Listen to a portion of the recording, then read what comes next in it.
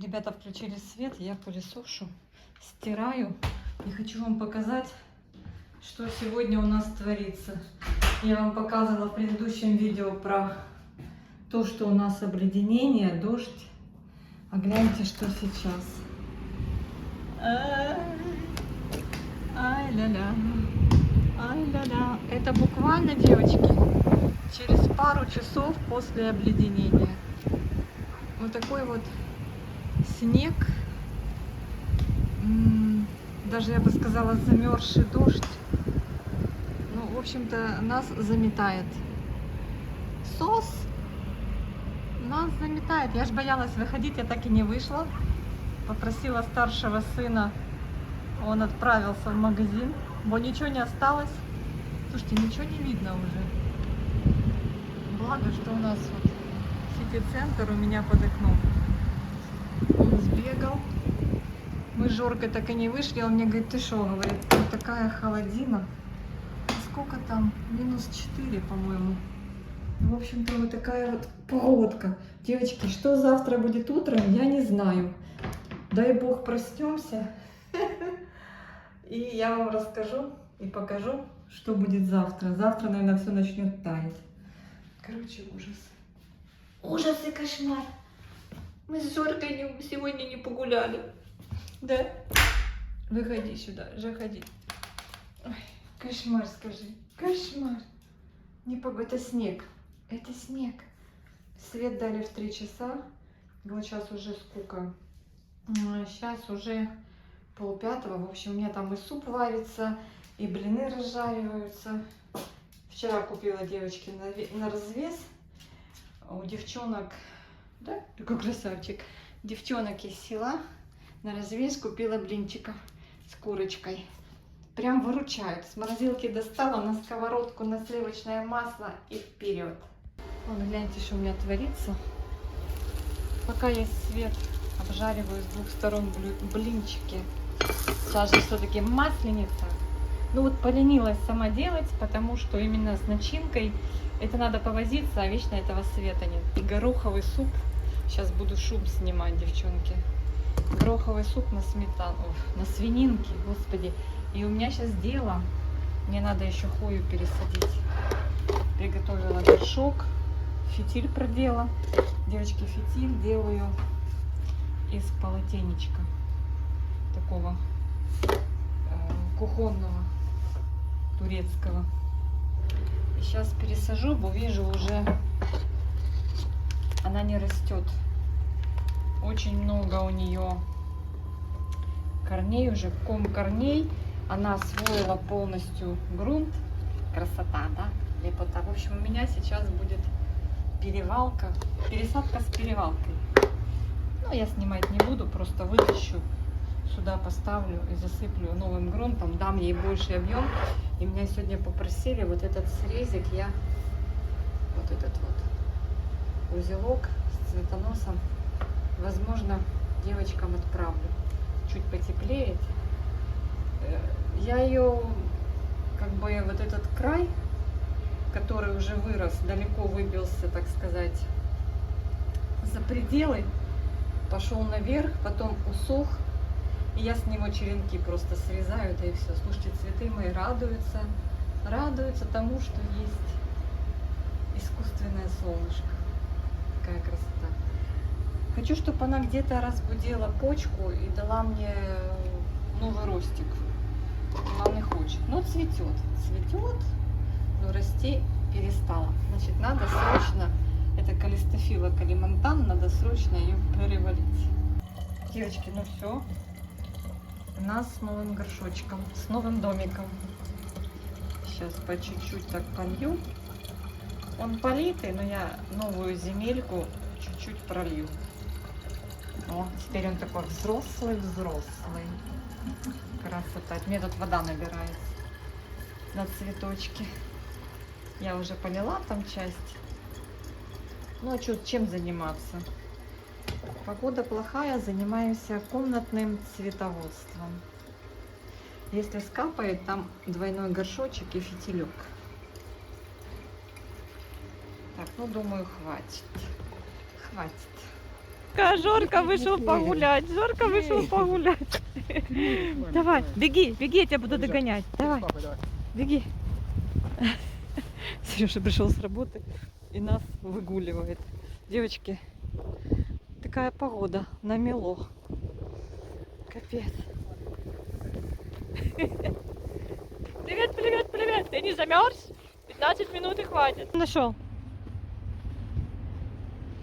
След. А смотри, какие деревья все во льду. Обалдеть. Все в глазури. И белым бело. А если завтра будет плюс, то это все как потече. Давай, я тебя догоняю. А там, слушай, там темно. Надо вот туда вот идти, там, где есть фонари. Девочки, мы проснулись сегодня. Просто сказка. Все в снегу. Просто красота. Жорка меня вытянул на улицу. Ему нужно срочно побегать. Жор, ну от палочки уже ничего не осталось. Вон вижу, там тоже с ёршиком гуляют. И не с одним. Сейчас Жорик пойдет знакомиться. Идем, будем знакомиться. Пошли, там вон собачка есть. Идем. Ну бери палочку, бери. Ты уже разгрыз всю палочку. Девочки, с утра было где-то минус 5, минус 6. И ночью был сильный ветер. Это капец. Прямо аж завывало с северной стороны. Я позакрывала все, но все равно там, где трасса кондиционера, в эту дырку в стене просто дуло. И вот это, знаете, всю ночь. Так что я вам скажу честно, из-за этого не выспалась. Да, Жорка? Девочки, короче говоря, с утра муж поехал на работу. И дорога, конечно, в ужасном состоянии. Не почищены дороги. Ну, для нас же, как всегда, это же стихийное для Одессы бедствие. Снегопад. Он мне прислал муж видео, потому что я сильно переживала, как он будет добираться в город. Ну, говорит, едем потихонечку. Ну, так оно просто, знаете, накатано. Что сделаешь?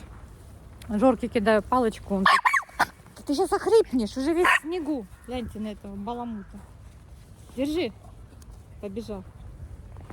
Короче говоря, это самое, я прям переживала так. Школьники наши сегодня дома.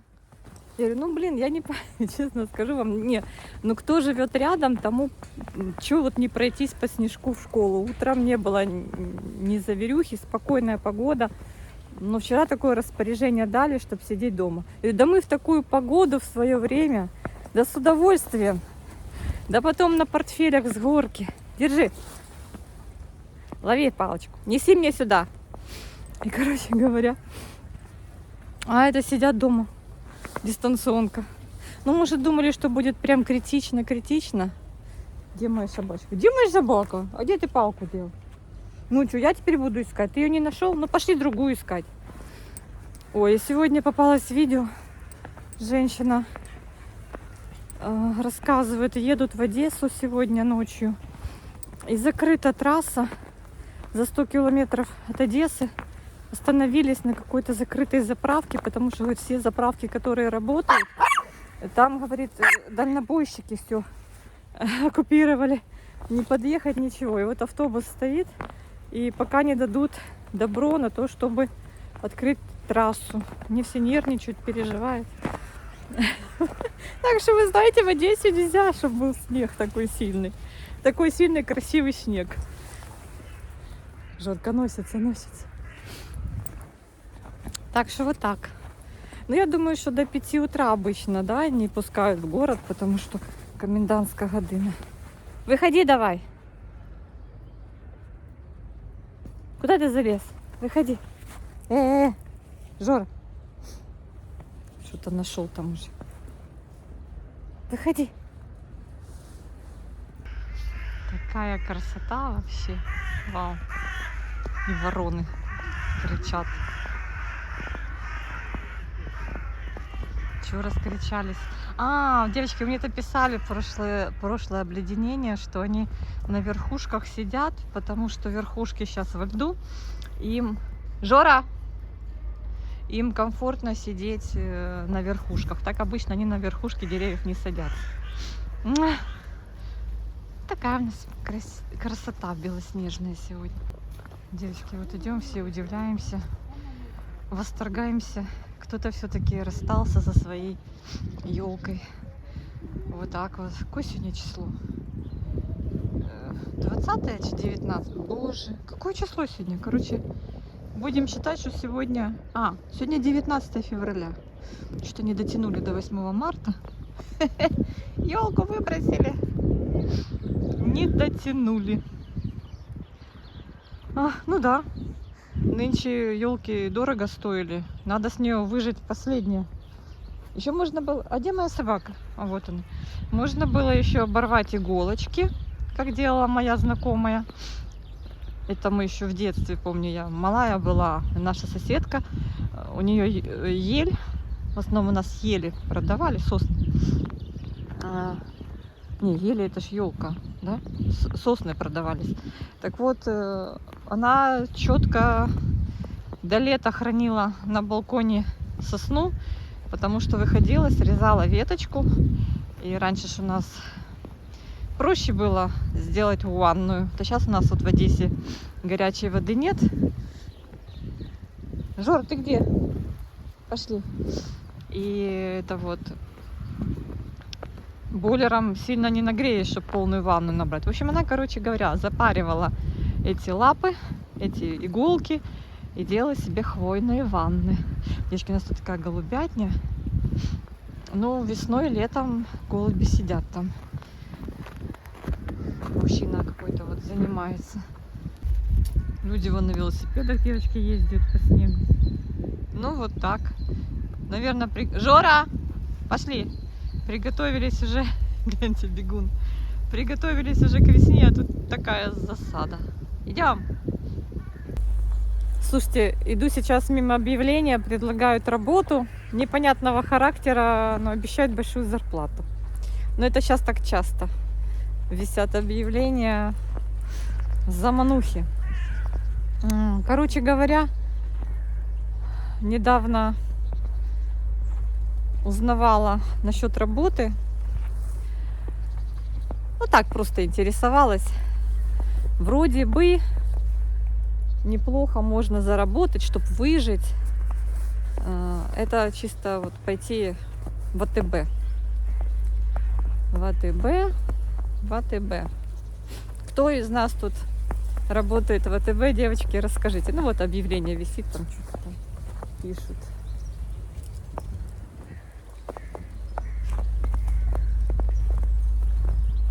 В неделю 6500. Но это написано как подработка. Ну, может быть и реально. Вот таких объявлений на каждом дереве, на каждом столбу. Идем, побежали. Жорка уже встретил своего знакомого французского бульдога, побегал с ним. Недавно попалось видео, может, вы видели. Девчонки позвонили в отдел кадров, или как раньше назывался отдел кадров. В общем, менеджеру по работе с кадрами, по-моему, в Аврору.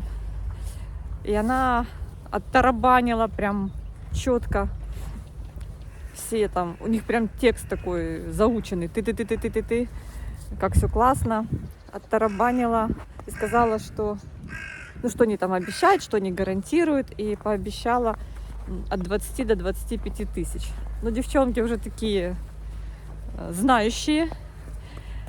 Они, короче, взяли калькулятор и прям во время разговора на прямой этой линии там что-то прибавили, умножили, разделили. Там, короче, говорит, в итоге вышло там что-то даже меньше 15 тысяч. Говорит, зачем вы обманываете людей и вводите в заблуждение, обещая такие большие зарплаты? Тем более на старте. Короче, вот такие вот, девочки, дела. О, Господи, я думала, я вас уже не встречу. Думаю, как же без вас зима пройдет? Дети все за компьютерами. Некому заниматься таким прекрасным делом. Ну, наконец-то мы тебя встретили. Наконец-то. Тут целая прям пара. Для нас это было святое. Построить снеговика, да, слепить. Построить, слепить. Пуговки из печенюшек. Кто это, Жора? Кто это? Да, да. Непонятной науки зверь. Девочки, но мы не могли пройти с Жоркой мимо и купили домашнюю выпечку. 2 вертуты с яблоком. У нас на дорожке домашняя выпечка. Жорочка, идем! Корги увидел. И у нас не хватило 1 гривны, но нам простили. Сказали, мы их постоянные клиенты. И нам простили гривну. Слушайте, смотри, как он налепил себе на лапы. Видите? Ой, все. Что? Ты ждал корги, а она, видишь, гавкает на тебя, злится. Пошли. Так, девочки, у нас света нет. Мы сейчас с Жориком будем пешочком наверх. Пешочком наверх. Я его сейчас в тепленький душик, ну, не целиком, а это вот, лапки. Побежали, Жор, побежали. Ты сейчас замерзнешь. Вот здесь, кстати, прохладно. В парке так клево, все в снегу. Так здорово. Не то, что накануне было, да, Жорка? Пошли. Не все собачки доброжелательно относятся к малышам. Вот он с некоторыми хорошо играет, а бывает, как встретится такая вот агрессивная, и он прямо аж уши поджимает и убегает. Поэтому, девочки, а я-то не знаю еще, кто как дышит. Ой, подожди. В общем, сейчас придем. Прям смотрю, налепилась ему на шерсть. И вроде ж, смотрите, какие валенки. Гроздья прям виноградные. Видите, снега. Короче говоря, стригли лапы, чтобы такого не было. Ну что-то мы плохо постриглись. Девочки, сегодня ровно неделя после гигиенической стрижки. Муж ругается, говорит, чего ты не это вот, не настояла, чтобы сделали полностью ему хорошую стрижку. Я говорю, слушай, говорю, ну так, блин, холодина такая, он же замерзнет. Он замерзнет, сейчас было бы холодно ему вот так гулять. Это же вообще... Все, сейчас бежим, девочки, в арку и домой. Потому что уже я подмерзла, я уже хочу чаечек попить. Стой, Жора, стой, стой. Давай, побежали. Этот гоняет голубей. Сейчас, короче, сейчас буду настойчиво требовать у своего школьника, чтобы он после уроков покушал и поднялся и пошел гулять. Потому что оно через день, через 2 растает. Ну, вроде как еще до понедельника, мне кажется, или сколько там, я не посмотрела прогноз погоды. Ты идешь? Пошли. Пошли, пошли. Я не посмотрела прогноз погоды, но мне кажется, что там уже через пару дней уже начнет таять. Так что вот так, ребят. Поэтому сейчас выгоню, скажу, давай, быстренько заканчиваются уроки, кушаешь и вперед гуляешь по вот этой красоте и наслаждаешься. Такие наши лапы, все в снегу, видите? Идем потихоньку. Там женщина пожилая еле идет, ей на 12-й. Говорит, буду потихонечку идти. Ну, надо было выйти человеку. Так спустишься, потом фиг подымешься. Я своему тоже говорю, что говорю, это идея на старости лет с 10-м этажом меня как-то в последнее время не радует. Ну, сейчас-то пока я забираюсь более или менее нормально. А что дальше с каждым годом же? Надеюсь, наша жизнь не будет ухудшаться с каждым годом, а будет только становиться лучше и лучше. Конечно, было бы здорово, чтобы были какие-то на такой случай накопители электрической энергии, чтобы лифты, короче, работали. Это я захотела. Девочки, слушайте, отправила гулять, а теперь нервничаю. Сейчас буду звонить. Ушел школьник еще в обед. Я с Жоркой пришла. Он ушел. У нас света нет. У меня фонарик тут стоит. Он ушел и с концами. Вона не може прийняти ваш... А що таке? Я ж йому счет пополняла. Що за дела? Абонент. Уже сели все у него. Сейчас я попробую ему на другой. Так, Киевстар. Бывает, что МТС не работает, когда нет света. Я ему Зв'язок з вашим абонентом. Надішліть, будь ласка, смс або зателефонуйте пізніше. На жаль, абонент зараз не в мережі. Надішліть смс. Абонент не в мережі, він на горки. The subscriber you're trying to reach. Опять 25. Я же ему говорю всегда, проверь зарядку, возьми с собой пауэрбанк. У нас же один раз такое уже было. Ну и что теперь? Вот и что теперь? Капец. Девочки, не знаю, как мы без телефонов росли. Ну, конкретно у меня, у родителей не было телефона. И лазили везде, и гуляли. Здесь чуть где-то вот ребенок не взял, ну, трубку не снял там, или вот поза зоной, все, уже начинается нервный срыв. Мы сами в этом виноваты. Ну, у меня работает домофон, поэтому если он домой придет, он наберет в домофон. А то просто я вам рассказывала, был уже у нас такой случай. У нас не работал домофон, там что-то обесточилось все. У него сел телефон, он пришел, зашел в парадную, поднялся на этаж, а у меня еще и звонок дверной не работает. И он звонил, стучал, я не слышала. В итоге он пошел на улицу, нашел друзей, помнил мой телефон, номер, набрал, взял у друга телефон, набрал меня и говорит: мама, сейчас я приду, открой мне двери. Это был капец. Но сейчас домофон работает, поэтому он, если придет, он меня наберет. Но сейчас переохладится, а завтра в школу. Кстати, как я вам и говорила, ну, я возмущалась, что, типа, что они не пошли сегодня в школу. В школе есть отопление, вода, ну, свет был сегодня до 12. Как бы они могли спокойно учиться. Ну да, скорее всего, те, кто далеко от школы, кому нужно машиной добираться, но таких немного, для них было бы проблематично. Но большинство живут тут на районе, рядышком. И с удовольствием бы по снежку прошлись. Я считаю, что это как-то было глуповато отменить занятия. Но опять-таки, наверное, не знали, какой будет прогноз, будет ли с утра ураган.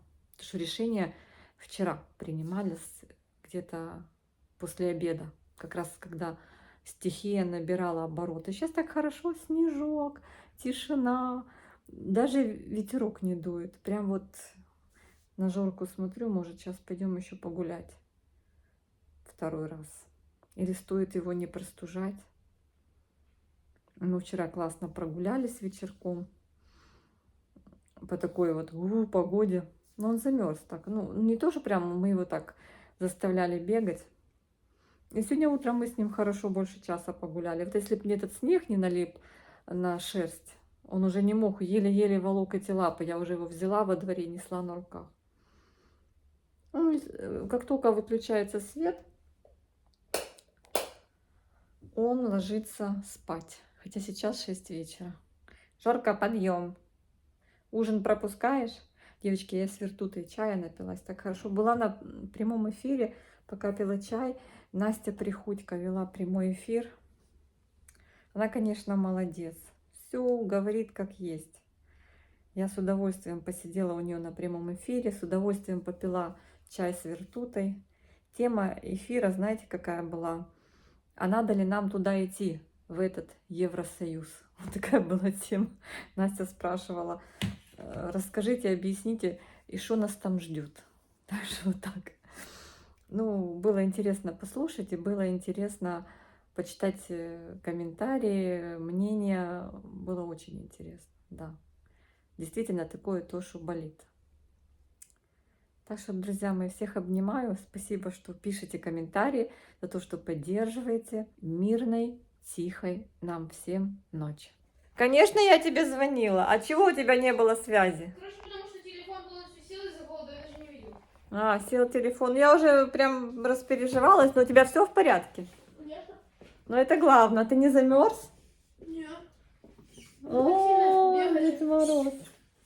У меня сейчас все еще растаяло, у меня везде все. Всё мокрое?